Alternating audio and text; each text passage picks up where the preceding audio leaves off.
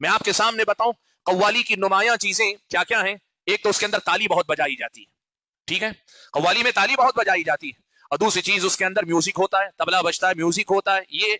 اور اس کے ساتھ ساتھ کئی جگہ پہ چیخو پکار بھی ہوتی ہے, واہ واہی میں سیٹیاں تک بجتی ہیں.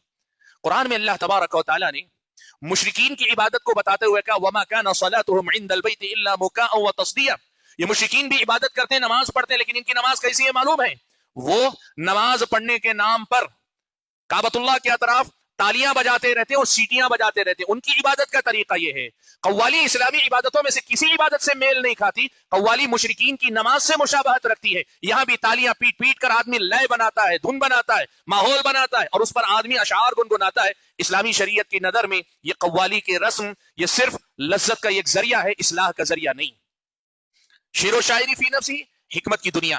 اگر کوئی حکمت بڑا بڑا شعر کہتا ہے کہہ سکتا ہے, لیکن شعر ایک الگ ہے, قوالی ایک الگ ہے. قوالی شعر کا نام نہیں, شعر کے ساتھ بہت ساری چیزوں کو ملا کر قوالی بنتی, اس لیے قوالی ناجائز ہے. اور آج آپ کو بتاؤں میں کتنے ایسے مسلم گھرانے نماز فجر کے بعد, اکثر میں صبح فجر میں نکلتا ہوں جب پڑھانے کے لیے, جب اپنے ادارے جاتا ہوں, راستے میں کچھ مسلم محلوں سے بھی گزر ہوتا ہے, گھروں کے پاس سے پیدل بھی نکلتا ہوں کئی ایک, تو صبح گھروں سے تلاوت آتی ہے, اور تلاوت اگر جلدی ختم ہو گئی ہے اس کے بعد صبح قوالی چلتی. لوگ ثواب کا کام سمجھتے ہیں, قوالی سننے کو ثواب کا کام سمجھتے ہیں, قوالی منعقد کرنے کو ثواب کا کام سمجھتے ہیں. یہ کہاں سے آئی ساری خرافات, یہ رسمیں کہاں سے آئیں؟ یہی ہوا کہ تصوف اور صوفیہ نے قرآن کی جگہ لوگوں کو قوالی سے باندھ دیا. قرآن ہے, اللہ کا ذکر ہے, آخرت کی یاد ہے, موت کی یاد ہے. قرآن کی وہ صورت ہے جس میں جہنم کا تذکرہ, وہ جہنم کا تذکرہ ہے, جنت کی آیت تذکرے پر مشتمل آیتیں.